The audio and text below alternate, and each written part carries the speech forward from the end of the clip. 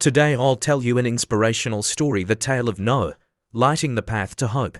In the bustling village of Nurabad, nestled at the foot of misty mountains, lived a young girl named Noah. She was the daughter of a humble candle maker, Ahmed, who worked tirelessly to illuminate the homes of their small community. Despite their modest living, Ahmed always taught Noah to find light in the darkest times.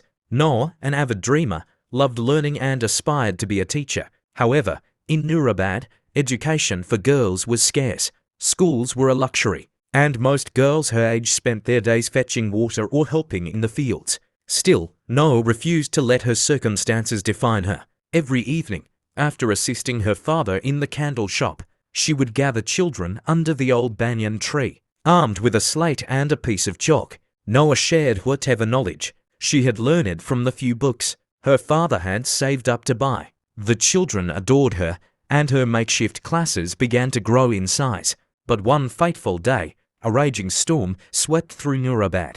It destroyed homes, fields, and most tragically, Ahmed's candle shop.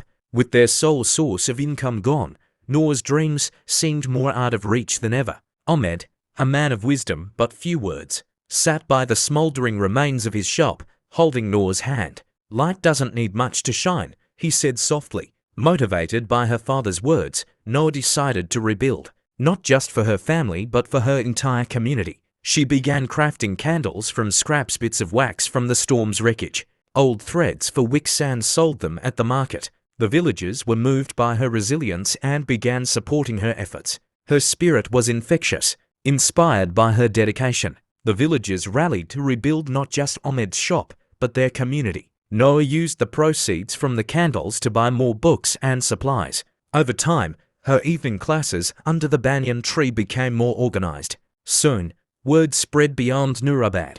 A journalist from the city visited and published Noah's story in a local paper. Donations poured in, enough to establish a proper school in the village. Noah, now its first teacher, finally saw her dream come to life. The once dark nights of Nurabad now glowed, not just from the flicker of candles, but from the light of knowledge and hope. Years later, Nurabad transformed into a beacon for education in the region. Noah, standing under the same banyan tree that had been her first classroom, smiled as she watched a new generation of children embrace learning. "When you refuse to let the darkness define you," she often told her students, "you become the light that guides others." Noah's journey was proof that hope, when kindled with determination, could illuminate even the darkest corners.